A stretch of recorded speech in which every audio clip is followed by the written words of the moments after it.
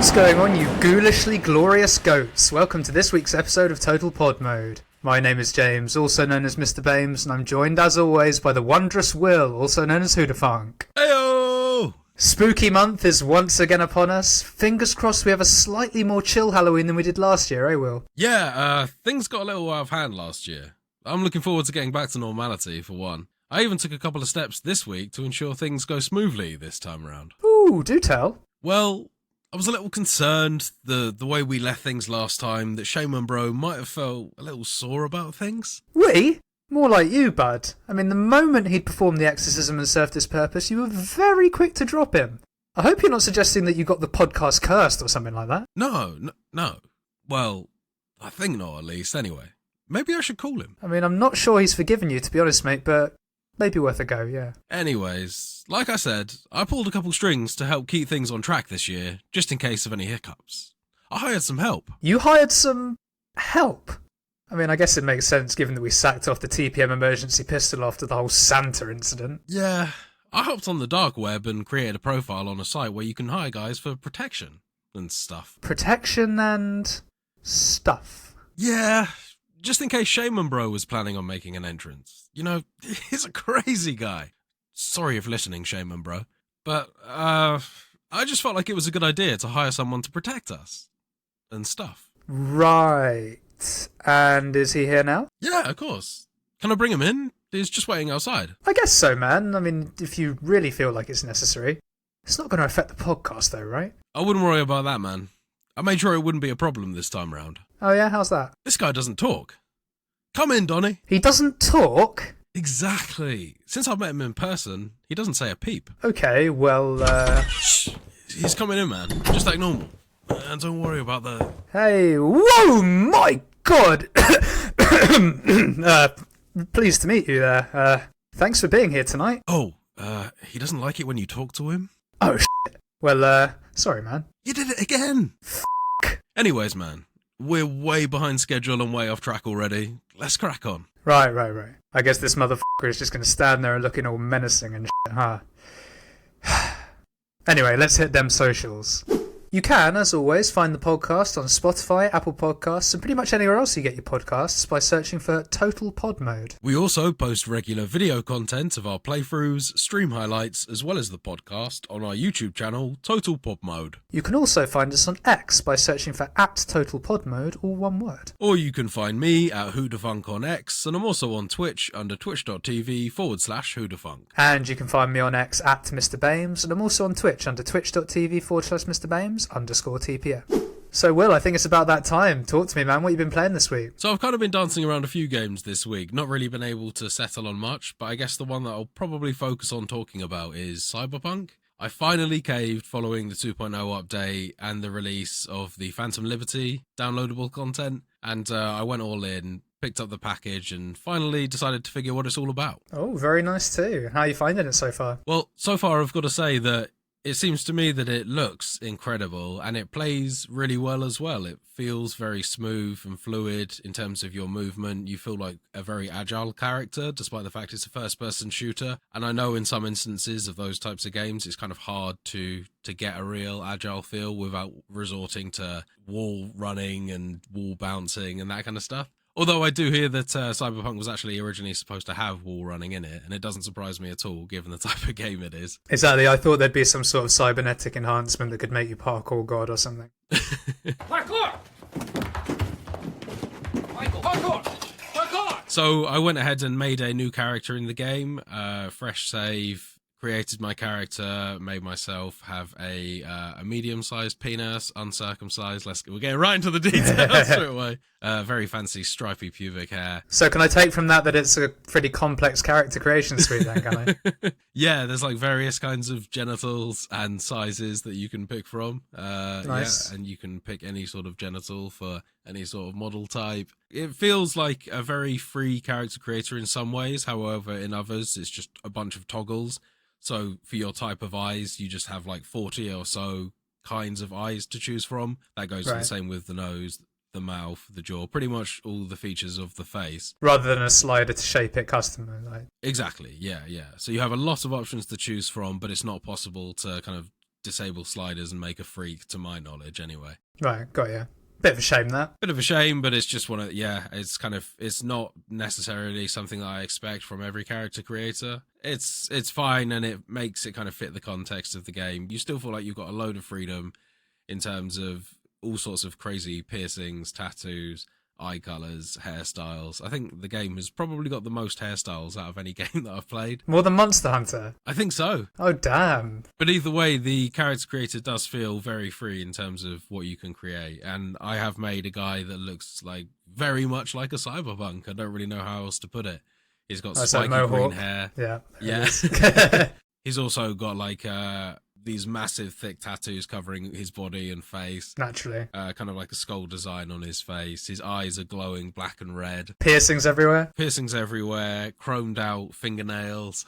Oh, hell yeah. That's a load of detail then. You weren't joking. There's a lot going on. Oh, yeah, absolutely. There's a lot of variation in terms of the things that you can do. I don't think that, despite the fact that there aren't sliders in this game, I don't think that you would have a hard time making what feels like a really unique character. That's good.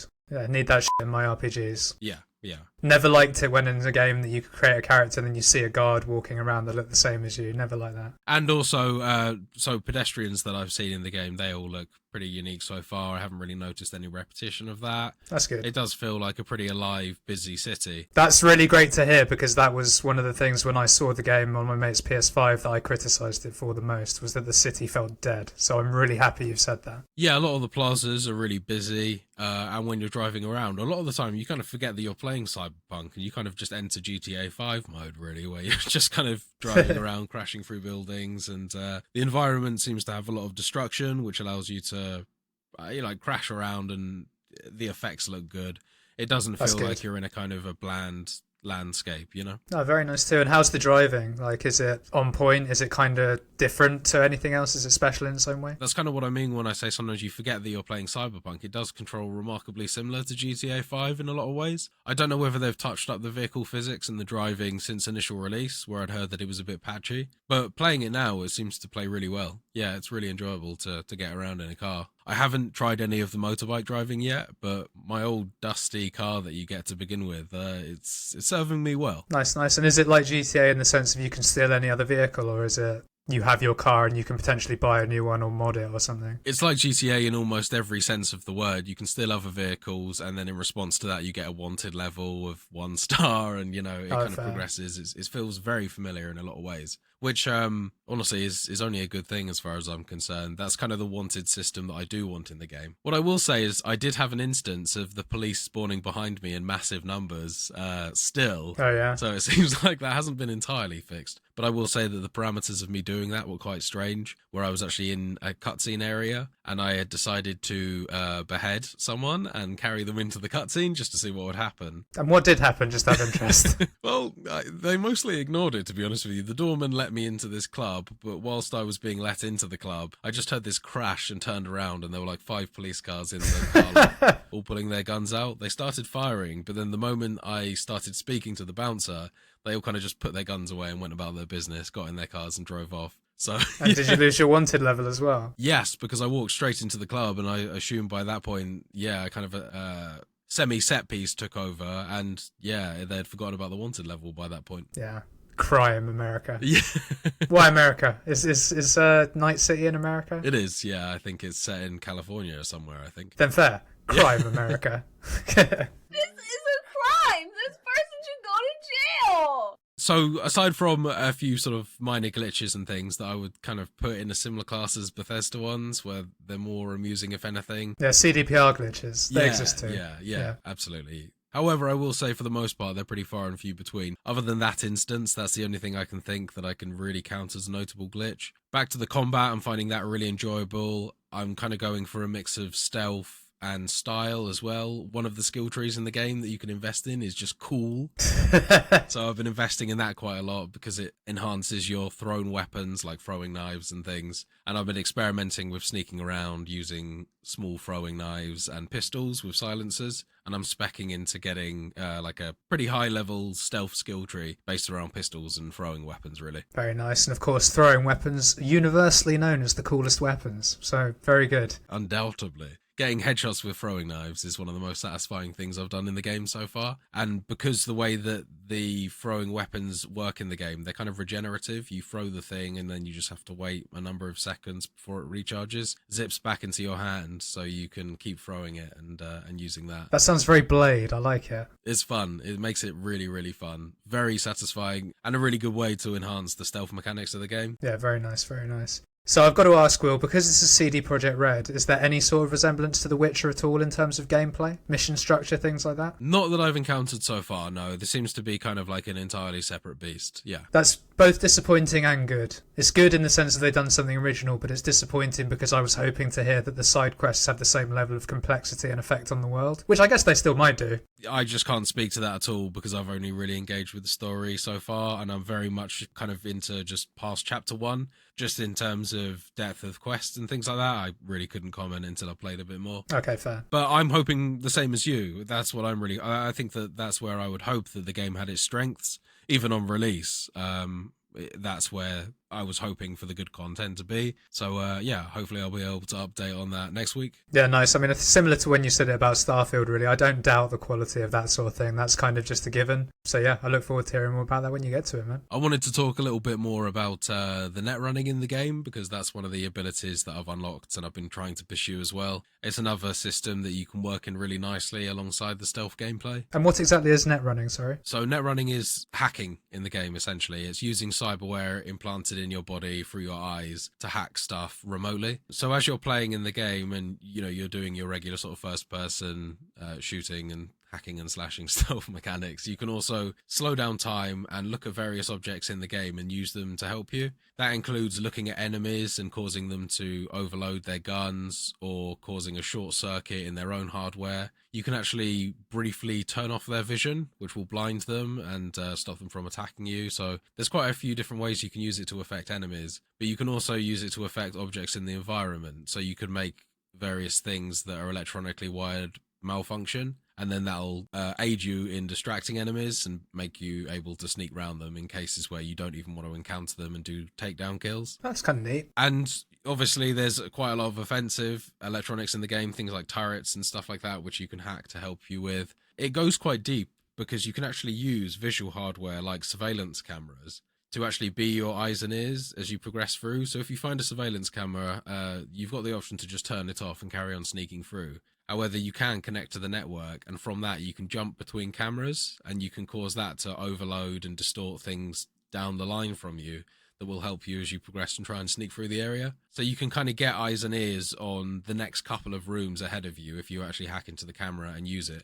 And from those cameras, you can still trigger things like overloading and short-circuiting in your enemies through the camera, so you don't even need to be in the same room looking at your enemy. It's really cool stuff. That is really cool. I like the sound of that. Very, very spy game. Very spy game, and it's worked very seamlessly into the way that you play as well. It's a very quick menu to pop up. Time slows down to really slow, so it gives you plenty of time to think about your options and what you want to do. And yeah, I really like the way that they've implemented that into the game. Yeah, it does sound really fucking cool, that. Also, as I've played through, even though I'm kind of in the early days of the storyline, I think that they did a really solid job of the storytelling initially, the cutscenes, where you start off in the game, how you meet up with your initial accomplice, and you work through the first few missions. That all seems to be delivered in quite like a compact but really well-told way. And you get to meet a lot of characters and sit down and have discussions. There's a lot of sitting through long talks and things like that. This isn't the sort of game where you can expect a whole bunch of action right out the gate.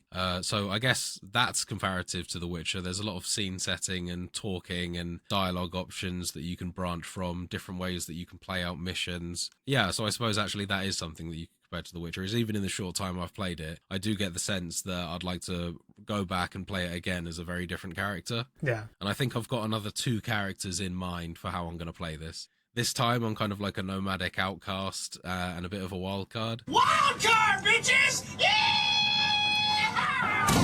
I think probably after that, I'm going to do like an absolute corporate, or what they call corpo, just psychopath. I'm going to do like a psychopath run as a corpo. Makes sense. And then following that, I think I'll probably free wing it, see how I go. I've got 2 characters that are set, but I'd really like to see what the strength abilities do. As I say, at the moment, I'm really focusing on stealth, net running, and coolness. But I hear that with strength abilities, you can straight up do stuff like just rip doors off hinges to get around environments differently. And you have some really interesting abilities in terms of how you can maneuver around the environment, slow down time, pick up enemies and throw them at other enemies. Oh, nice, yeah. So there's a whole raft of stuff that I'm kind of ignoring at the moment, but I'll come back on it next time. Very good stuff, man. I like the sound of it. Yeah, I mean, as far as things go, I could definitely recommend it. As I say, as far as things go. Fair. Well, I look forward to hearing more about it, mate. But that's about me for this week, man. What about yourself? I've been relatively boring in the sense that I basically just did what I did last week. I did the final mission in the Wolong DLC that I needed to do to get my 100% achievements back.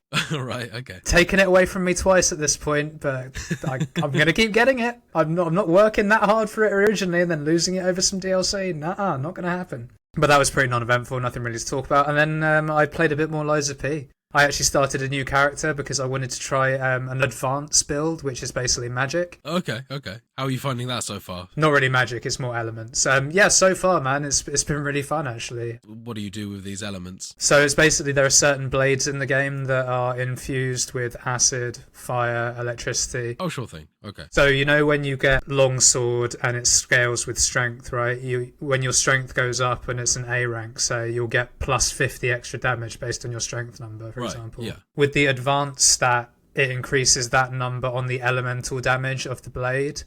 So I'm doing less damage overall, physically, but the element damage I'm doing is a lot higher, which actually means that the effects that it produces happen more often, work longer, and seemingly melt through certain enemies in the game. Okay. So it's been really fun so far and interesting. Different playstyle, which is nice, but also remarkably similar. Yeah, I suppose, and making you learn which of the enemies that's best to use which associated element with. That sounds like a fun way to play. It is pretty fun, and I'm probably halfway through the game, just over, doing that. So is this a New Game Plus playthrough, or is this a fresh new game? This was a new character. I am still doing my New Game Plus playthrough as well, but I thought if I'm going to 100% achievement this game, which I'd like to do, but it's going to be a big ask, I need to do 3 playthroughs anyway, and one of them would, for the most optimal way to do it, is to do a starting again one, so I thought I'd just do a starting again one. Fair enough, yeah. My New Game Plus run will then be just the tidy up one, probably. Right, and at that point I can then pick either character depending on which one I like the most. That's my logic.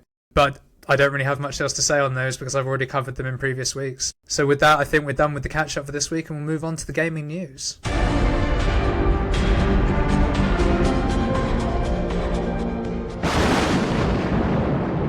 So our first news story this week is kind of a twofer. 2 long-standing CEOs are stepping down or changing roles.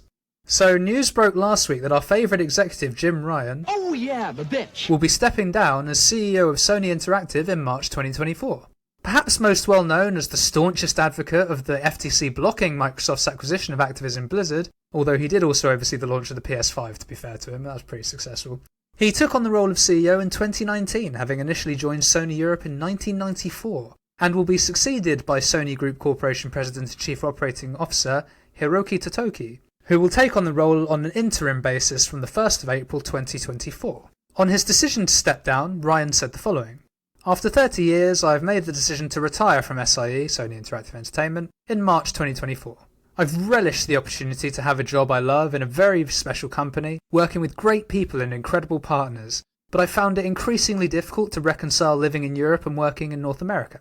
I will leave having been privileged to work on the products that have touched millions of lives across the world. PlayStation will always be part of my life, and I feel more optimistic than ever about the future of SIE." Very nice words there, eh? Yeah, some nice parting words. I gotta say, do you think that any of this relates to his kind of worsening public perception following some of the fallout of the Microsoft acquisition of Activision Blizzard, or do you think that this is sort of entirely unrelated and it's just time for him to move on? I won't lie, I had that thought. There is a part of me that thinks this might be a sort of, "Yo, Jim, do you want to retire so that we don't have to sack you? Yeah, I mean, it didn't help that so many emails got leaked and people were finding out that he was just kind of doing this to be a stick in the mud in terms of his objections towards the acquisition. I think that in and of itself really kind of, it put its name on quite a few people's lists, and not in a good way. Yeah, it wasn't a good look for him, and that's why I have that suspicion. But at the same time, he's been at the company 30 years. He's not I'm sure he wouldn't mind me saying he's not the youngest bloke in the world. Maybe he is just retiring. I don't know. Well, I mean, the fact that it's 30 years, I'd be interested to know if it really is actually fully 30 years, because actually that's quite a nice number to finish on. Yeah, the fact that he's landed on 30 years and retiring, that also kind of, I think, points towards the fact that he wasn't pushed. We'll never know. That's probably something that only he and the higher-ups will know. We say that like rather it was SIE were actually like, we'll let him get 30 years and then we'll push him. Oh dear. But no, all the best in your retirement, Jim. That's the nicest thing I'm ever going to say to you, so there you go. But following that news, Will, this week it has been announced that CD Projekt Red CEO Adam Szczynski will also be leaving his role as CEO in 2024. However, he is not retiring or leaving the company. Instead, from January 2024, he will take on the role of Chief Strategy Officer, with current Chief Creative Officer Adam Badowski and Chief Commercial Officer Michael Nowakovsky set to take over as joint CEOs of CDPR. This is part of a much larger management shake-up within CDPR, so potentially expect to hear about further changes in the coming weeks. But it's also worth noting as part of this that he's also working as an advisor to these new CEOs, apparently. Which makes sense. He's been at the company a hell of a long time and has worked across multiple different job roles in the company. Yeah, seems like a nice, comfortable way to set back and still earn yourself a nice slice on the side without perhaps all of the demands of that role that he's stepping away from. Yeah, makes perfect sense, right? Yeah, absolutely. Yeah. And nice that they're keeping him around. Yeah, good for him. So with our second news story, and this one's a bit more of an unfortunate one. News from Sony, of an unfortunate nature, as I've just said, as PlayStation confirms that a data breach has led to the personal information of roughly 6,800 employees being exposed. Definitely not a good look, this one. Yeah, no, honestly, this is kind of echoes of the breaches we heard before about Microsoft. Yeah, unfortunately, but this time only affecting Sony, not affecting other companies, it would seem. So to quote an article from The Gamer, last month, a ransomware group called ransomed.vc claimed that it had managed to breach all Sony systems and was threatening to sell stolen data, though it was never actually confirmed whether the breach happened or what kind of data had been stolen. After the incident, Sony said it had begun investigating, but was not ready to provide any comments regarding the potential breach at the time. Now, it's since come out that it turns out there was a thing, and to that effect, in a letter to affected employees, Sony stated that on June the 2nd, 2023, SIE discovered the unauthorized downloads, immediately took the platform offline and remediated the vulnerability. An investigation was then launched with assistance from external cybersecurity experts. We also notified law enforcement. Once SIE identified the downloaded files, we began a process to determine what types of personal information were affected and to whom it relates. While we worked quickly, this was a time-consuming process and we wanted to provide you accurate information. Freaking massive boo-boo, this. And that doesn't really inspire much confidence, does it? That sort of semi-apology, sort of not, but sort of. No, not at all. I think that this is probably a case of someone downloading a file and clicking on a link that was sent to them in an email and accidentally giving them like a massive line into Sony's systems. So I guess cyber training is going to be pretty high up on the the staff training board for a while. Yeah, you certainly hope so, eh?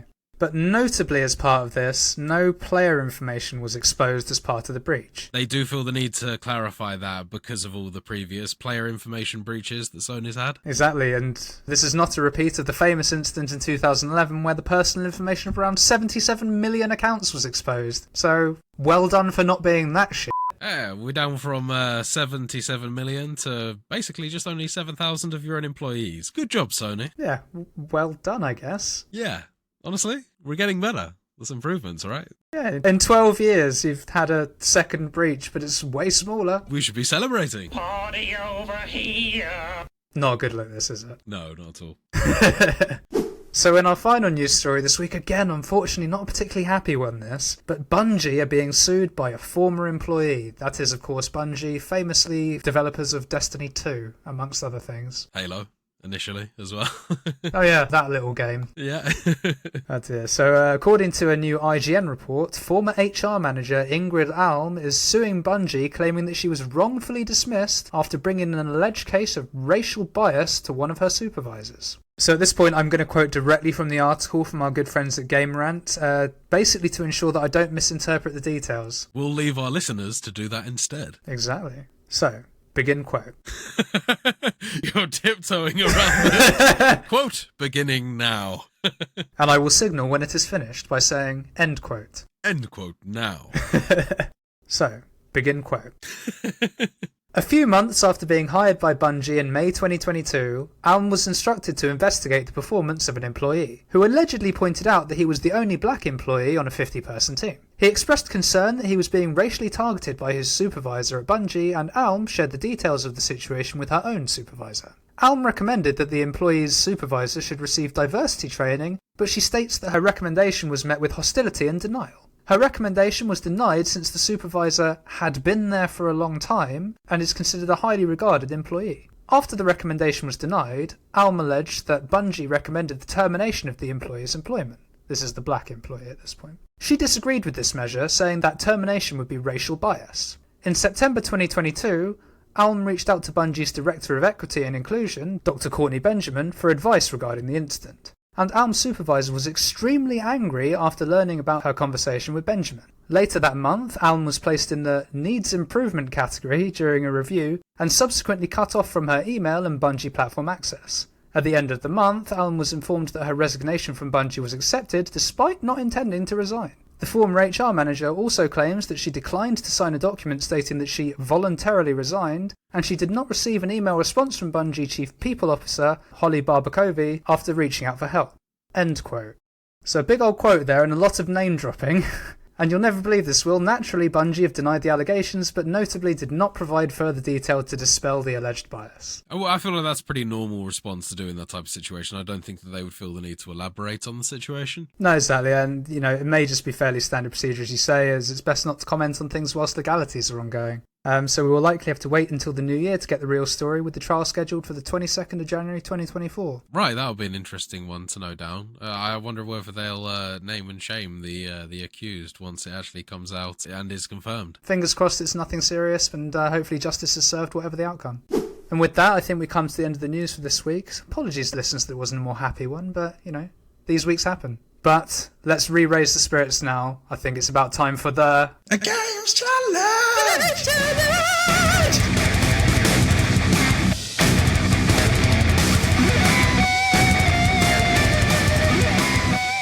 So, it was my challenge this week. The task I was given was to play Dead Space 2008 and complete the game on hard mode using only a plasma cutter. I was not allowed to use stasis or telekinesis except for in puzzles where it was necessary. That's right, and as we covered last week, telekinesis, obviously the ability to manipulate objects without needing to touch them, and stasis being the ability that typically is used to slow down objects in the environment as well as enemies that are attacking you. Yes, and with these parameters in place, the challenge began. Now, I couldn't start at the weekend because I had plans, but Monday night, I was geared up and ready to go. Got the game on my PC, got it installed, looking forward to get going, and instantly there was an issue. Oh dear. Instantly, within seconds. I even booted this up this weekend to check how it ran, and it was fine for me.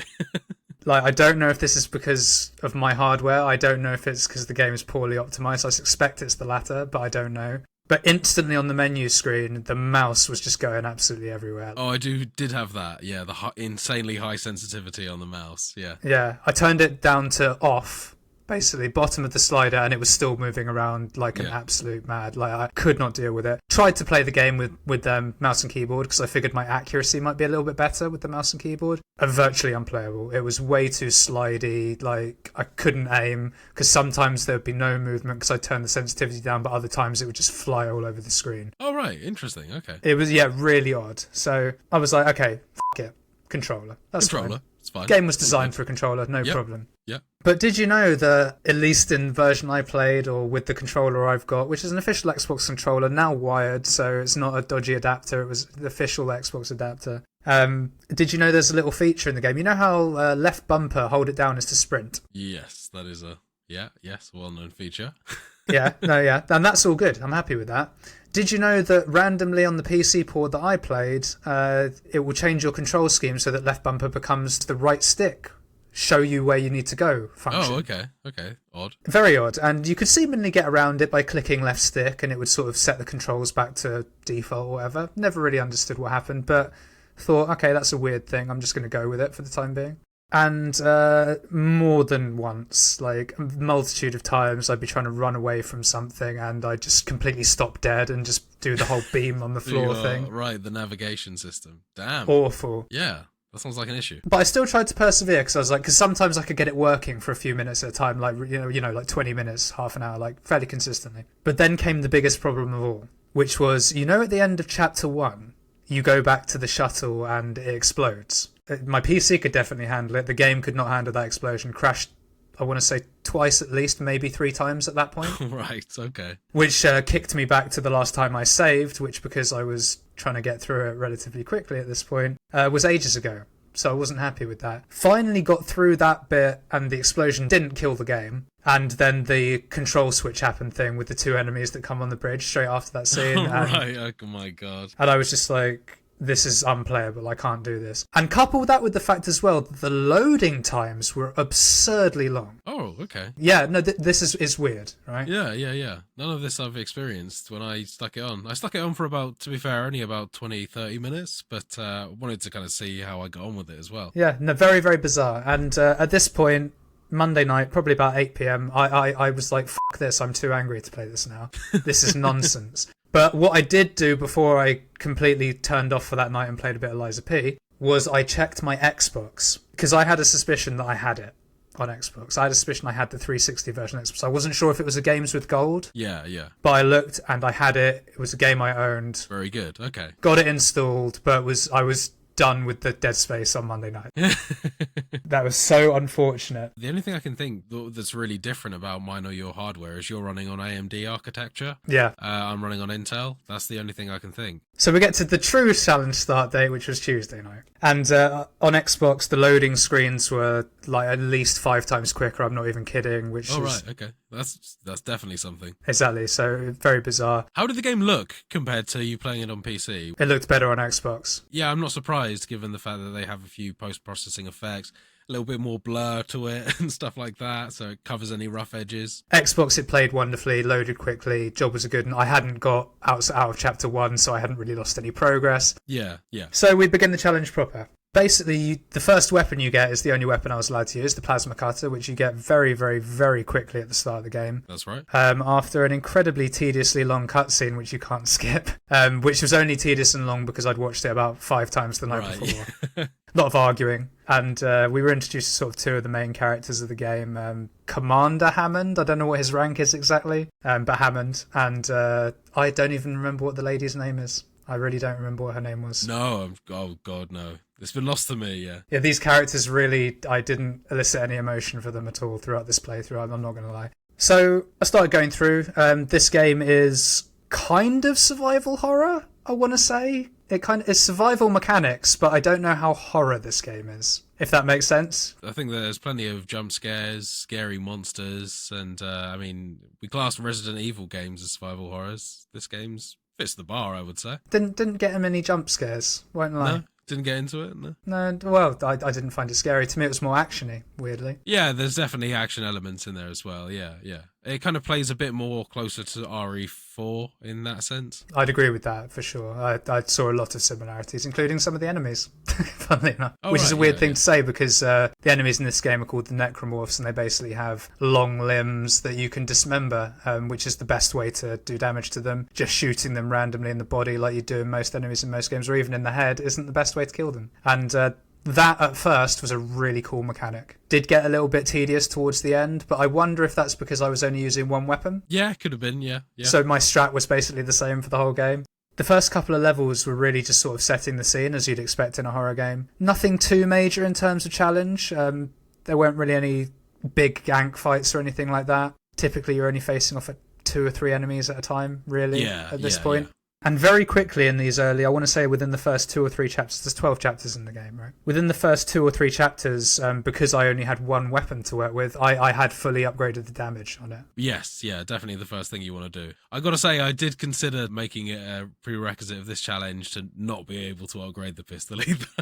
Yeah, that would have been interesting for sure. Because as I say, I was able to do that very quickly. Yeah. Power nodes, which are the things you use to upgrade your equipment, are fairly sort of common items. You get them quite regularly in sort of little power boxes, I guess they'd be. Yeah. You can also buy them in the store for 10,000 credits, which I did quite a bit of at first, and instantly regret because it was a waste of money. Yeah, yeah. I mean, these are dropped amongst the game intending you to upgrade multiple weapons at a time. Exactly. So considering you're funneling them into one thing, yeah, very quick upgrade. Exactly. And because I'm not allowed to use stasis or telekinesis, there was literally 0 point me upgrading the capacities of those. Anytime you need to use stasis for a puzzle of that, there's a stasis regenerator on the wall, so you never really run out. Yeah, yeah. And I don't recall telekinesis actually using any power of any sort that I saw. No, it doesn't. No, I'm pretty sure telekinesis is free. Exactly, and I'm using it to drag things around so I can walk across them and stuff. That's basically the limit of it. Yeah. And at this point, yeah, I had my fully damage upgraded pistol, and this made the game a hell of a lot easier because most enemies at this point, except for some of the bigger elite enemies that we'll talk about, were sort of 4 or 5 shot kills if I hit everything correctly, and most of them dropped 6 bullets. So at first the game, it was probably me taking 6 or 7 shots to kill everything. Right, right. And I'd get the bullets straight back if they dropped ammo. So it was kind of tit for tat. I had to be very careful with my shots. But from let's say from chapter 4 for sure, I was actually making a net positive on my ammo for the most part with the enemies at this point in the game. Okay, that's good. Yeah, I wasn't expecting that. I was hoping that that doesn't quite sound like it was giving the challenge that I was hoping for. I was hoping for you to be scrabbling for ammo a little bit. Yeah, well, that comes later. Right, okay. Good. But I do think that, because I did some reading online, apparently easy, normal, and hard are exactly the same game, except for the enemies hit harder and you hit less hard. Yeah. And in easy mode, you get, I think, 8 or 9 bullets per pack, and in hard and normal, you get 6. Yeah, that's pretty much it. Yeah, tighter ammo constrictions and hitting less hard, getting hit harder. Yeah. Exactly. So, and don't get it twisted. It sounds at this point like I'm breezing through the game. An early game, I was, if I'm being honest with you. I was thinking to myself, oh, this is a little bit easy, isn't it? For a hard mode, I mean. Like, I expect a hard mode in a horror game to be quite brutal. Yeah. Thankfully, for you, at this point, I believe it is chapter 4 where I met my sort of, if you want to call it the first boss character, I guess, mini-boss, elite enemy. Don't know what the fuck it was called, because I don't really know the enemy names in here, but a big fucking lummox of a thing runs at you, looks kind of like a stegosaurus, but obviously a lot more grotesque. So, yeah. Very kind of like meaty and bony as well. Yeah. It's one of them ones. I wouldn't be surprised if it was called The Brute or, one of them type jobbies. Yeah. Big fucker this. Interestingly, these fuckers you can't really shoot from front on. No. You can, but you have to be hella accurate and they're running towards you at quite a speed. And I believe what the strat is for these is you stasis them and run around the back, right? Pretty much, yeah. I wasn't allowed to do that, obviously. No. So I had to just wait for it to charge, time my run to perfection, hoping I'm in an open space, by the way. And they sort of, when they charge and miss you, they stop for a brief moment to sort of get their bearings. And you can get 3, 4, maybe 5 shots in the back if you're really quick. Right, yeah. And I never quite got the logic of it, but I think if you hit a certain point in their leg or something, you never dismember them like you do with other enemies, but you can make them sort of fold in on themselves in a really defensive stance. Yeah. And in that position, there is only one specific spot, which is a little opening where you can hit them, but because they're doing nothing, it's a very easy target. Yeah. I did die once to this guy, I think, and death was very annoying in this game sometimes. And what I mean by that is the auto-saving checkpoints were quite generous, but there were occasions where it would take you back to a long way before you did, and it was really irritating, especially if you had no ammo and things of that nature, which did happen a couple of times. Yeah. And I think because I've sort of mentioned there that stasis would have been the strat and stuff, I think it's worth pointing out relatively early doors that there were a couple of times where I accidentally used stasis because my muscle memory is that reload should be X. yeah. Slightly weird control scheme as well. Yeah, and in this game you have to reload by holding down left trigger and pressing A on an Xbox controller, and holding down the left trigger and pressing X is stasis. And occasionally I stasis a dead body when I was trying to reload at the end of a fight, and I figured that's fine, I don't need to reset that. But there were a couple of occasions where I stasised an enemy when I was trying to reload, and I was like, well, that means I've got to quit out and reload my last save, which could be further back than the checkpoint I'd be at as well. So there were a couple of instances like that where that was quite annoying too. Yeah. But one good thing that came out of that, and clearly I did have some achievements in this game from 2013, so I assume that I must have played it back in for a little bit back then. I actually got the achievement pop for 50 stasis enemies in like chapter 4 at some point, because obviously I'd used like the 2 or 3 more that I needed or whatever. Oh, fair enough. Okay, yeah. And popped it. But yeah, so now every time I had to quit out, and one time it got me really bad. I basically had to go back to the start of the entire chapter. Oh, damn. It turns out I was about 2/3 of the way through by that point, so that hurt. It had to be done. I'm not going to cheat to win this thing if I'm going to win it. I'm going to play honest, and that was, you specifically pointed out that that's what I need to do, so that's what I did. I think it's the only way to do it. Exactly. That's the only fair way. And this wasn't an issue with telekinesis so much, although there is a point later where I deliberately did it for an achievement and took the reset. Fair enough. It's coming up, so we'll get into it. But yeah, this brute guy was the first really formidable foe, I thought. There'd been other sort of little set pieces with lots of little ones that had been relatively challenging, but nothing too bad to this point. Yeah, I mean, you've got like babies with tentacles that spring out of their back and shoot projectiles at you. You've got guys that are kind of like half a torso with arms and a head crawling towards you. Their spinal cord is extended into like a scorpion tail. Exactly, and you have to go vertical with those guys. You can't use horizontal chops. You have to go vertical on the arms. You learn these things when you're only using one weapon. So this whatever has taken over the ship is really kind of deformed and disfigured and even corrupted science experiments that were going on the ship and turned them all against you, crew included. Yeah. Although it does turn out that some of the crew are kind of working with him, which is kind of fucked up. Yeah. But after this fight, and really at the end of chapter 4, and I hope I'm getting my chapters right in this, because I won't lie, sort of within the next couple of chapters I did lose interest a little bit. This game was very, very slow paced, except for when huge fights would happen, and then it was incredibly fast paced, but then it would slow right down again. Yeah. But I do hope that chapter 5 is the correct chapter for this, and I'm not making a mistake, but I think chapter 5 is where we had like the first what I'd call proper boss fight. If Brute Guy was a mini boss, there was a dude at the end of this chapter, again, don't know the names, but it was very, very similar to the Resident Evil 4 enemy that you get on the island, the Regenerator. Right, yes, that's right. Yeah, I think he is called something like the Regenerator in this as well. You're set a task of going to basically kill this huge monster that's in the food store that's corrupting the air and making it sort of poisonous. And as part of that, you need to mix a poison together. And as part, I hope I'm getting this right in terms of where I am in the story, but I think you get the poison canister from this room. You then get locked in a room, and there's 2 tanks in the side of the room. One of them's got like what looks like a human in it, and the other one's got a humanoid sort of fucking big mess like necromorph, but he's a thick boy necromorph. You know what I mean? Thick arms, thick legs, and he gets let out, and I started to attack him, and he had the health of a normal enemy, it seemed. I just cut his legs off, cut his arms off, jobs are good. But then he fucking regenerated with him, like, super quickly as well. Like, he has a little beat on the floor where he does nothing, and then just everything sort of flashes up and fuses, and then he regrows everything. And I was like, okay. Yeah, he's serious. And at this point, I didn't know if it was like I have to do this 2 or 3 times kind of jobby. So I emptied all my ammo into him, got him down 2 or 3 times, and then the lady, who I've forgotten her name, which is very bad, and I do apologise.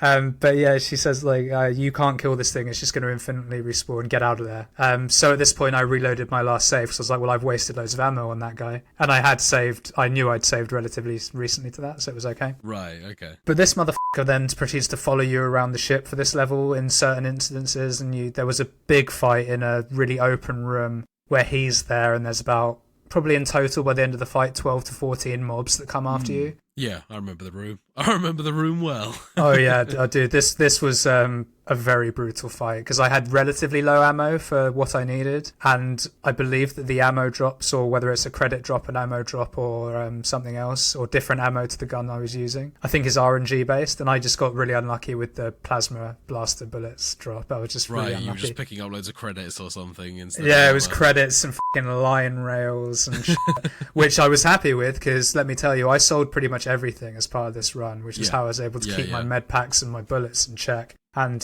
some of this ammo was worth a lot, a lot. And shout outs to the Diamond and Ruby fucking circuit boards or whatever they're called, 25k and 10k a piece. Right, yeah. High value treasure items. But yeah, this room was a motherfucker, dude. There were a couple more rooms like it later in the game where there's like just loads of enemies and I didn't have much ammo and it was brutal. But this was the first like brutal room where I was like, okay, this took me a couple of goes and I was like, okay, this is now, I can see the challenge aspect of this. And this level culminates where with me, this regenerator hunter guy, and 2 or 3 of those tentacle baby things that throw weapons at you. What? Throw weapons at you. That throw sort of, I guess, bombs or bullets or whatever the they throw at you. Like spiny things. I don't know, yeah. Projectiles. They throw projectiles at you. Sharp, bony projectiles, I think. It was just me and that lot in a room, and in the centre of the room was a big old cryo tank. And I'm a little bit embarrassed about the fact I didn't understand what I needed to do straight away. But what I was doing, I was just running around this cryo tank, and then I just eventually thought, I'll run into the other room and see what that does. And there was a control panel in there, which I pressed it, and it freezes the tank, right? Yeah. But I hadn't actually put the motherfucker in the tank because I was just fucking around seeing what I had to do. Okay, yeah. So once again, I just thought, well, I'm not going to wait for it to unfreeze and do it. I'm just going to reload and do this again.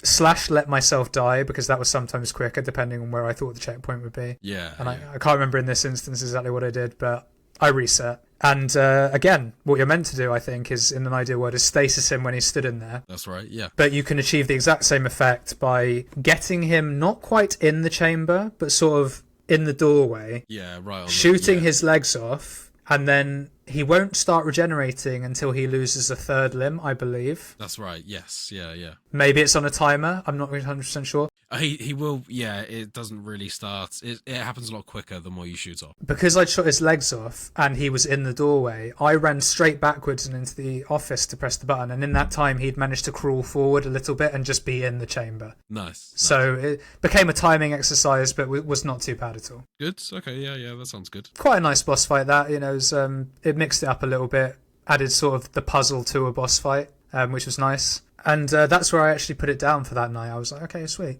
That's a very nice point to end. Over the next couple of days, I cracked on with the story. Got through it again. As I say, by this point, I won't lie, I was getting... the gameplay and the story was a little bit convoluted in the middle, I found. I wasn't really sure what was going on most of the time. It did sort of tie it back up in the end. But at this point, it was just... it was a bit boring. I won't lie. For my tastes.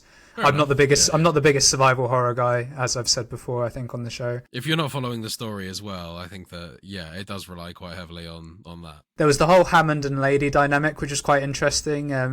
It was an interesting dynamic the two shared. They were always arguing right from the start of the game, and they never truly seemed to get on. I don't think he liked the fact that she disrespected his authority. You should have respected my authority. And she didn't like the fact that he seemed, like, to her, he seemed reckless. Yeah.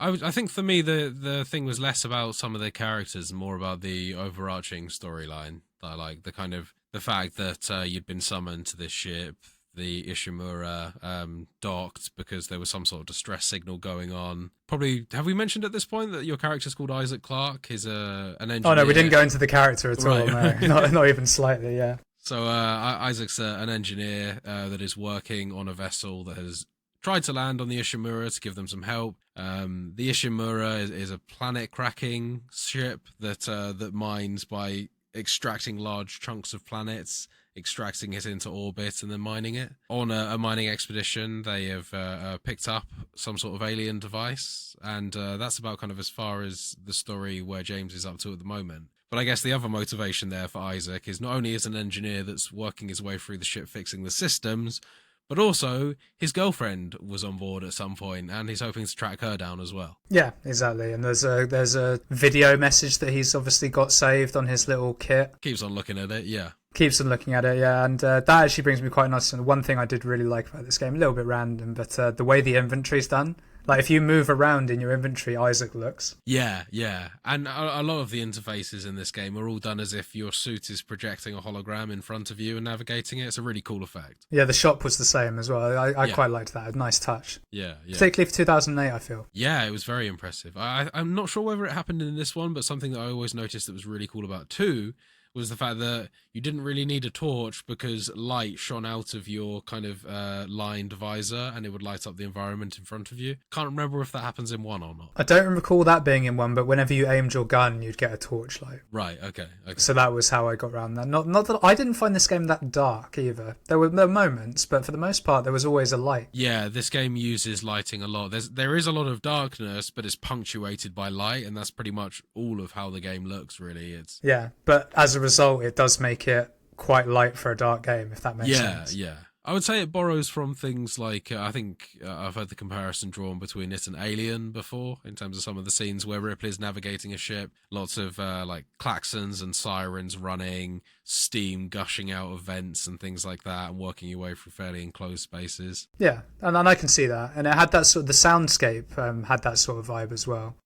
Yeah, for sure. The way that it tries to create atmosphere to sort of make you always feel on edge is that there'd be random sort of crashes, there'd be random scuttles, because the necromorphs typically they get around by moving in the vents. Again, very akin to the Alien movies as well. And like random explosions. Occasionally you'd see a person on the floor that was crying and then they'd suddenly die as you walk towards them. Yeah, lots of clearly like traumatized psychopathic PTSD survivor crew people that are, well, survivors, not really. It's pretty generous. So at this point, the next chapter, chapter 7, I don't recall there being any notable fights in it, but it was very notable for the fact that you had to be on a fucking long elevator for a lot of it. There was quite a cool set piece while you're on that elevator where at various points necromorphs would jump down onto the elevator and you'd have to deal with them. Yeah, and you never knew whether they were going to come from the wall or come from through the top or whatever. Again, all of this is so familiar to Resident Evil 4 as well.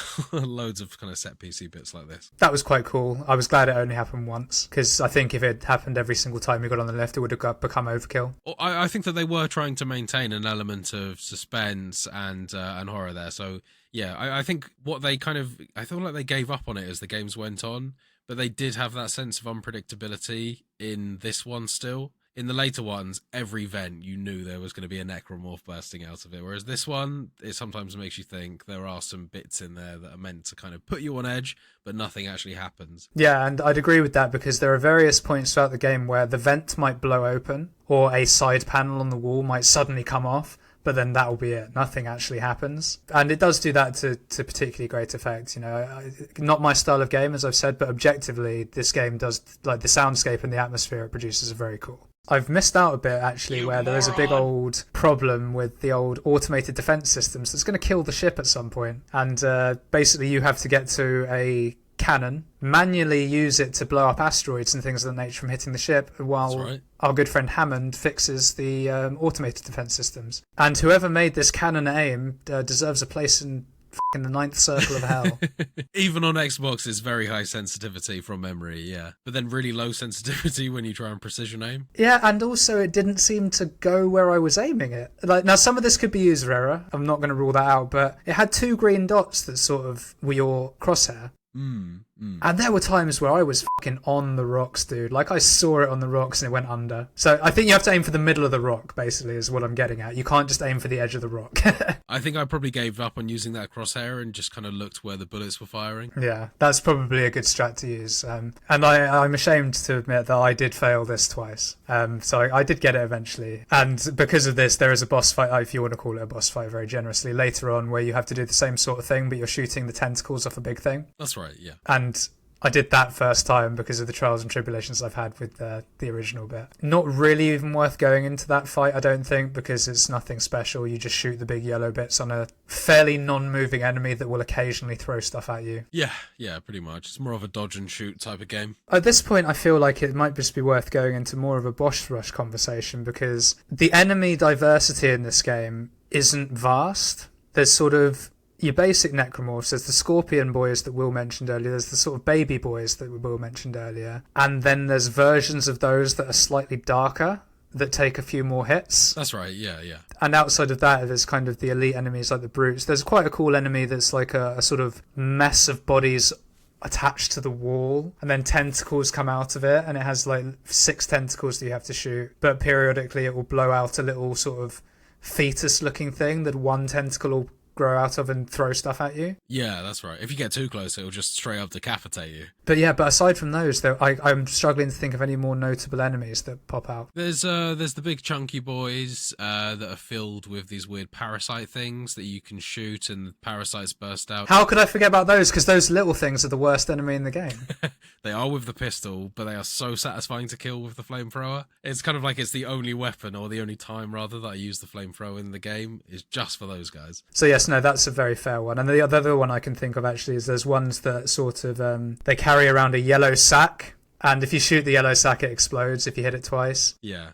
And then the final one that I've just remembered as well, there's kind of a Slender Man looking motherfucker. He's really tall, really skinny, really easy to dismember, but then all of his body parts become individual enemies. That's right, yeah. He's quite a rare enemy. There's not very many of him in the game. I can think of multiple instances where all the other enemies that we've mentioned so far, even the Scorpion Tail ones as well that we mentioned earlier, they're all very common. But those kind of limb guys. And I don't know, it sounds like you haven't died a great deal in this game, but one of the things that this game really stands out is the death animations are fantastic. And if you get killed by one of those long limb guys, particularly the severed head, is fantastic. Did you get it? It's like Mortal Kombat style fatalities almost. Basically what happens with that specific one is the head octopus guy, he's choking you out while you're tapping A to try and get him off. Yeah. If he kills you while you're doing it, he pops your head off clean and then inserts the tentacles into your body, and he's kind of acting as your head while your body has still got a little bit of life left in it, and then he eventually assumes control. You kind of walk off shambling with this loosely attached head. Yeah, exactly. It's quite dark and quite funny. And I do agree with your point that the death animations in this game was cool. They could have been shorter though, some of them. They go into it, like I said, it really is Mortal Kombat style fatalities. They're excessive, absolutely. Yeah, we're talking 20 seconds, like no joke. It was one of the things that really kind of put this game on the map, really, was its completely excessive death animations. But I agree with you, and especially playing on a hard run in your first attempt at this game, the deaths actually, now you've said that, it kind of sounds like they might have been fairly plentiful. So, I can appreciate you not wanting to sit through these death animations over and over. There's probably 3 more notable fights that I'd like to talk about, and then we'll get to how I did and my thoughts. The first one is you end up in the food storage, and there's a big old thing in there. I think it was called the Leviathan. That rings a bell, yeah, I think you're right there. And this was where I deliberately did the telekinesis, because I saw that there was an achievement for catching one of its projectiles and throwing it back. Yeah. So I used the first fight as a sort of scouting attempt. Basically, he has big old tentacles that he sort of swings at you, and the way to avoid it is to zero grav onto the ceiling. Yeah. Or the opposite way that you're going, because this is a zero grav boss fight. Really like that mechanic, by the way. I thought that was a really fun way of implementing something different into another boss fight. It was, and because this was a sort of in a cylindrical room, it was really satisfying to do. You could go to all 4 sides if you wanted. Yeah. And he has 5 tentacles, each with a yellow weak spot. You have to take them all out, of course. And then he starts firing projectiles from his mouth at you, which is what I caught, and then reset as soon as I got the achievement. And inside that mouth, once he's stopped firing at you, there's like another yellow weak point that you have to shoot an inordinate amount of times before he dies. Or maybe that or I was just missing. It could be either, honestly. I did do this boss first time, if you want to call it first time, because I did reset deliberately. But I literally got it with my last bullet. Oh, nice. Okay, that's satisfying. Like, it was final shot of, like, rinsed all of my inventory's worth of bullets, because I was like, why is this guy not dying? Like, the tentacles go down super easily, like 4, maybe 5 hits per. Yeah. But this mouth thing, I don't know if I was doing it wrong or whatever. No, you were probably just encountering hard mode HP boss fight, and it just took a lot of shots. Maybe the pistol is, for once, not the optimal thing to use for this fight. It doesn't sound like you were severing something. It sounds like you were shooting a weak spot, so maybe the pistol didn't particularly shine in this boss fight. Honestly, I think I probably just didn't have enough ammo on me when I did it. Because like one more set of 12, for example, would have comfortably sorted me out. Yeah. So it was probably just my my ammo management to that point. But I thought this was quite a cool fight. It was nice to mix it up, to actually use the environment a bit more. Probably had the most health of any boss in the game, I'd say. It's the only boss it sounds like that's taken you down to your last bullet. The second fight I'd like to talk about takes place as you are helping a doctor power up a shuttle, either to escape or return the marker Will mentioned earlier to its origin planet. As you're fixing the shuttle, we get another visit from an old friend, as it turns out, because a couple of frames or scenes before, our good friend the Regenerator, the Hunter, whatever you want to call it, makes a reappearance. I don't know if it's the same one. Probably isn't, but could be, because it was only frozen before. Yeah. I think it's probably a new one. Yeah, and this was a very unwelcome sight, because I don't like enemies that you can't kill. yeah, understandably. Particularly in a game where by this point I really was scrounging for ammo and health and stuff. You'd spunked it all on that earlier boss fight. Well, yeah, exactly. And and it was just at this point I was really sort of getting like, right, I cannot with you, I'm just going to run away. But he eventually corners you by the shuttle, and the shuttle is kind of surrounded by walkways, and there's a little room to the side. That sounds familiar, doesn't it? With a control panel on it that, guess what, tests the shuttle's engines. So instead of ice this time, you're now using flames. Exactly, and it was a very, very similar sort of strategy to do it. Did this one first time because I knew about it. Basically, before he comes into this room, you have to test the engines anyway, so you see exactly where the flames are going to go. Yeah, it puts the idea in your head. Exactly, and you then know where he needs to be to do it. Yeah. And same strat, just a little bit further out than what I needed. I severed his legs and then ran straight backwards so he'd follow me.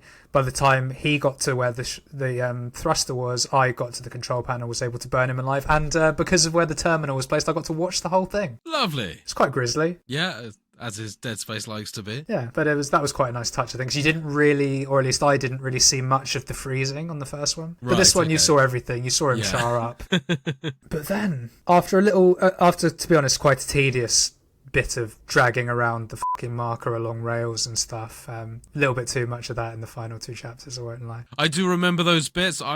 Personally, I'm not a fan of that section. I don't think that it goes on too long. I think that it's more just that I didn't like doing it that much, so it feels like it goes on too long. Yeah, it's not so much it went on too long as you say, it's the fact that you do it and then the whole of the next chapter is that. Yeah. Basically. Yeah. That's more what it is. It just outstays its welcome. It was quite a good narrative point, and a good way to drag it along the rails a little bit. Waves of enemies, drag it along the rails a little bit. More waves of enemies. Yeah, it's a difficult part. For sure. Oh, very difficult. Particularly when you have limited ammo and health. Yeah. And there's tentacles trying to hit you the whole time. There is. And yeah, a lot of explodey enemies. But I persevered, I got through, eventually getting this marker loaded onto the shuttle. And just as it looks like I was going to get on the shuttle with our doctor friend and we were all going to go save the day, that fucking bitch. the lady who I've forgotten her name of and still don't remember. I could have Googled it by now. We're just going to roll with it. It's Kendra Daniels. But yeah, this bitch, she fucking turns on you. So I thought Hammond was going to be the one to turn. He's actually dead at this point. Yeah, he got absolutely crushed by a big old necromorph. But she just like completely destroys our good doctor friend here. Like his sort of front explodes. Yeah, really gruesome this bit. And she just steals the shuttle and like fucks you off. And you're actually helped by your sort of girlfriend who has mysteriously turned up at this point. None other than the long lost Nicole. She sort of calls you into a side room that's been locked, and she's there, and like I don't know if this was preceding what happens at the end, which we'll get to when it happens, but she looks very corpse-like. Yeah, I don't think anyone's looking healthy after the effects of the marker on this planet. Exactly, she's like pale as kind of a green hue to her skin, not in good nick at all. But she informs you that the shuttle has a sort of self-recall, an emergency recall type jobby that you can control from the control panel. So our lady friend Kendra, thank you, Kendra Daniels, she thinks that she's saved the day and is leaving with the marker, but no, she gets dragged back in. She ejects herself from the escape pod, leaving you and Nicole to get on the shuttle and head down to the planet Aegis 4, I think it was. I can't remember the numerals. It's Aegis, though, was the planet. Right, yeah. And basically return the marker to its place and seal away the hive mind, preventing further expansion of the necromorph menace. And so we go down. Again, slightly disappointingly for the final chapter of the game, there were mobs and stuff, but there weren't any like noteworthy fights. It was just dragging the marker through rails and then you'd get attacked by waves of enemies again. There's maybe one fight that comes to mind for me, but it's just a particularly heavy mob fight in a large room. But yeah, I got to the end of these rails. There was a fairly brutal fight out here, actually. There was tentacles, and then there was lots of the babies with the 3 tentacles that fire projectile at you enemies that came out of the walls and stuff, and they got behind me, and it was quite difficult. But you can sort of, in a lot of these places, you can get your back to the wall and sort of fire outwards in a cone. That's definitely the tactic, yeah, a lot of the time. And, you know, I got the marker up onto a little pedestal thing, pressed a button on a terminal. Life's looking great. A couple of the baby enemies I'd left behind just exploded. Oh, right, okay. They just killed them as you completed the objective. I've not noticed that before. Interesting. Yeah, it was like the marker produces some sort of, not explosion, but like a blast, and it just... Oh, right, okay, fine. Yes, no, I do remember that. Yeah. And I was like, yeah, sweet victory, life's good. And then that fucking bitch. She turns up again. Kendra! Steals the marker and proceeds to tell me that I'm insane.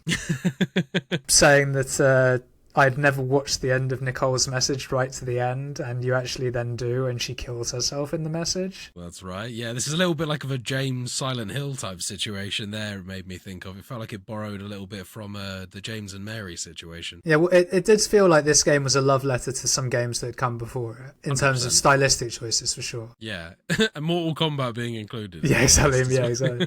After calling us insane, Kendra just sort of f***s off. It doesn't like leave you to die or anything. You're just in a room and with a door that opens that leads you right back to the start of the level. And this is where I sort of could see the writing on the wall. Knew the final boss was potentially around the corner. Yeah.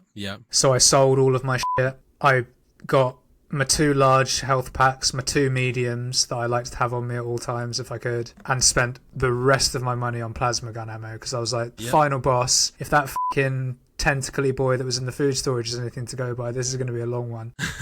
Cue the easiest fight in the game. Yeah, this is less of a boss and more of a set piece. Really, yeah. It really was. I don't think it hit me. It might have hit me once. Right. It basically is a huge gargantuan tentacle mass hive mind, it's called. And what it does is it screams at you, revealing sort of 5 weak points sort of around its mouth. And then it attacks you with one of its 2 tentacles. And the way you avoid it is it's very telegraphed which tentacle is going to come down and where. Run to the side. Yeah. That's all you do. And then when it misses, it will scream at you again. And that gives you enough time to pop, 3 to 4 shots into one of the things, or mix and match, whatever you want to do. Each one probably taking 5 or 6 shots to kill. But the thing that made it interesting was that when you've taken 3 of them out, one of the tentacles grabs you, and you're then held upside down, and you have to shoot the other 2 before it releases you. With that janky aiming system. With the janky aiming system that is now upside down, so it's inverted. You're forced inverted. Right, okay. Now, this would be cause for panic, were it not for the fact that you have so much time to hit the remaining 2.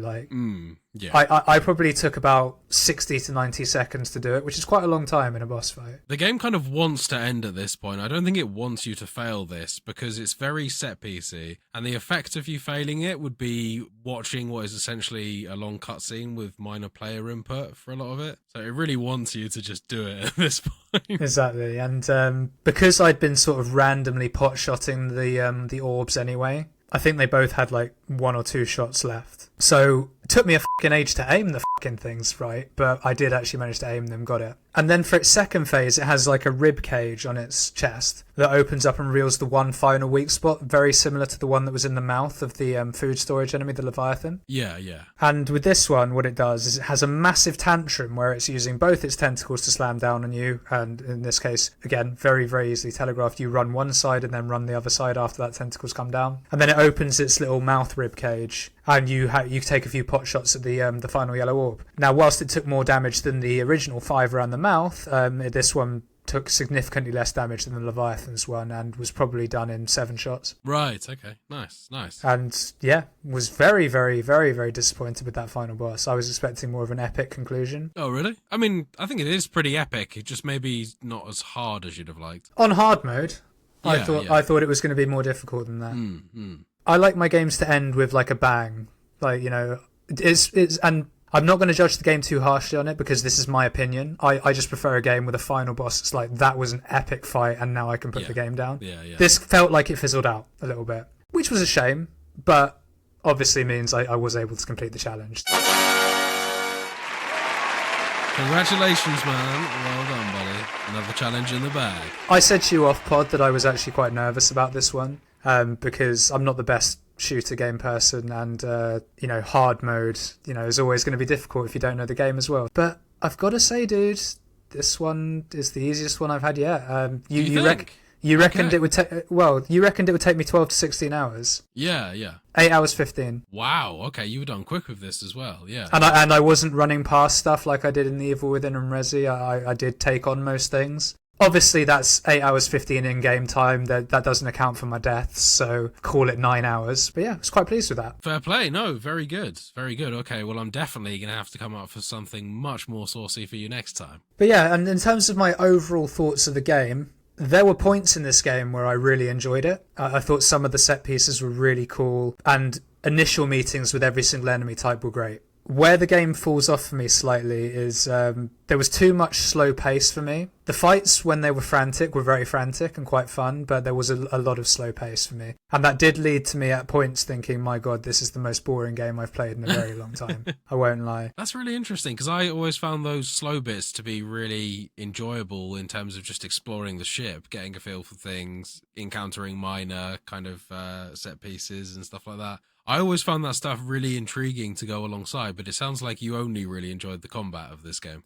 Yeah, and even that was more, initially it was all wicked, like the dismemberment system initially is great. And this is probably as a result of the rule set imposed on me a little bit, so I'm not going to let it cloud my judgment of the game fully, but every single fight was the same. Yeah, I can appreciate that, yeah. Because there's no varying of the weapons that you can use, that does, I would say, inject a fair bit into the game. And stasis too. Stasis would have made the game so different. And don't underestimate telekinesis. You can shoot off one of their claws, pick up their claw and use it to impale them with it. It's cool stuff like that you wouldn't have been able to do. Even the saw blade gun, there's like a saw blade gun that can fire like a circular blade out in front of you that can slice anything, but you can also fire it like an actual projectile as well. Is that the Ripper? Yeah, the Ripper. Yeah, it's very cool. Very cool. Because yeah, some of the guns in the game sound cool. The fucking Ripper, the chain gun, the fucking line gun. Like, they sound cool. The line gun is actually more of like just a big plasma cutter. It's kind of like the shotgun of the game, I guess. Yeah. Brilliant. Yeah, because the plasma cutter is a great weapon. Like, don't let the fact that I'm saying that I found the combat got stale because I was using the same weapon take away from the fact that it's a fucking great weapon. Yeah, fully upgraded is probably one of the top tier weapons in the game. Yeah, and probably top 5, maybe even top 3 pistols I've used in a game of all time. It truly is a wicked weapon. Yeah, I would say it kind of reaches that iconic status. It looks like a really cool gun as well. Yeah, and the fact that you can do both vertical and horizontal slicing, very cool. Yeah, kind of switching that on the fly becomes pretty necessary depending on the enemies that you're fighting. It works really well. It kind of plays all into that kind of core dismemberment mechanic. Exactly. So very cool stuff. But overall, I can't rate this game higher than average just because of the experience I had. Yeah, fair play, yeah. Which, yeah. Isn't as damning as it sounds necessarily, because I did have a rule set imposed on me, so take it with a grain of salt. And objectively, I can see a lot of the things this game did that survival horror fans would find really cool. Just not for me. One thing that I would say is, at the time, 2008, this game was probably one of the best looking games out there in my eyes. I can believe that. Bloody amazing. And even the subtle things, like the way the hair moves in it. It's not good by modern standards, but by 2008 standards, yeah, holy shit, right? And included, thing that you mentioned earlier with the menus and stuff like that, it all leads to this quite immersive experience for games of that time. And so for that, I give it major props. But Will, that is the end of my challenge. Once again, putting my nose back in front, 3-2. I think it's about time we set you your challenge for this week, don't you? Bring it on, baby! So, spooky month is upon us. Dead Space was quite a spooky game, and I figured that for your challenge this week, Will, I wanted to give you something with the spooky theme, bit of challenge, but in something that you're quite familiar with. Okay. Looking forward to hearing what this is. I'm familiar with it. So, Will, your challenge this week is... I would like you to play Resident Evil 1 Remake on hard mode, knife only. Oh my god, that is quite the challenge, man. But I think it's a really good choice of game, so I'm definitely up for the challenge. I don't think this one is going to come easy, that's for sure. I have never done a knife-only run on any Resident Evil game, despite being what I'd consider a Resident Evil OG. I've been playing these since they started releasing. So yeah, this is going to be quite the challenge. And that's why I don't feel too bad in setting you what seemingly is quite a hard challenge, because I know that you've played Resident Evil 1, Resident Evil 1 Remake, and all the other Resident Evils loads of times. But one in particular I know is one where you know the map super well, you know the routing as well as you know in any other game. So I think that this will be really fun for you, man. You can choose whichever character you want, because I'm aware that you can do either Jill or Chris's campaign. You can pick whoever you want. I don't mind. They're both essentially the same, with some key differences, but they're quite minor in the grand scheme of things. Yeah. And that's really the only rules. From there, you are allowed to use other items that could be considered weapons. I believe there's some sort of mechanic in the game where you can use a knife, not the knife that you'll be using, but you can use a knife to sort of get an enemy off you. An escape item, so I can use escape items, cool. I think that's fair game, because they will take up inventory slots that you might need for healing items and stuff, but no guns and no other weapons of any kind. Fine. Okay. Yeah, no, I can agree to those terms. That sounds, it sounds like it is going to be difficult, but I'm really wondering how I'm going to manage on some of these boss fights. I'll tell you, there's actually an enemy in particular on this game that is unique to the remake version of the game that's going to be pretty difficult.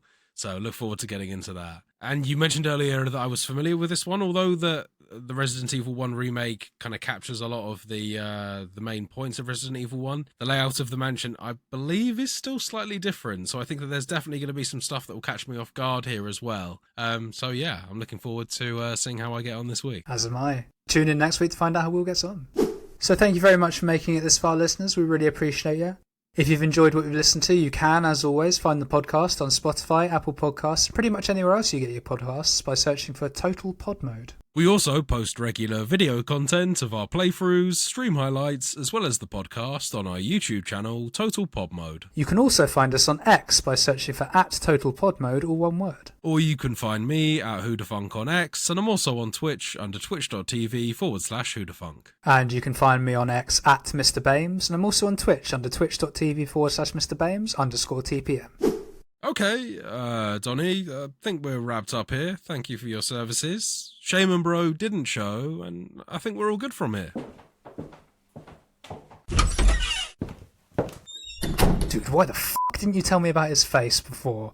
His f***ing face, dude! Well, yeah, he is a little unsightly. Before we met, he messaged me saying that as a child, he fell face first into a burning lawnmower, and the only way of putting out the face fire was to use honey from a nearby beehive that was guarded by a bear. Good God. Yeah, I know, right? Well, I mean, aside from his looks, he did seem to be giving you the death stare this entire episode. What was that about? What are you talking about, man? Me and him are buds. Whatever you say, man. But also, I need to ask this. How are you even paying this guy? That's just the thing. He agreed to take on the job for free. Said it'd be his pleasure to handle this situation personally. Oh, well, that doesn't sound ominous. Relax, guy. I'm sure this is just the case of a friendly citizen taking pride in helping someone else out. Sure. Just like everyone else on the dark web, eh? Anyways, this madness has gone on long enough. Listeners, we implore you once more, if you've enjoyed what you listened to, please do check out those social medias we mentioned before. Please do drop us a 5-star rating on your podcast platform of choice. Leave us a like, a comment. It all really helps the channel and we really appreciate it. Absolutely, man. Couldn't have said it better myself. And with that, we come to the end of the episode. Until next time, goodbye now. Bye now.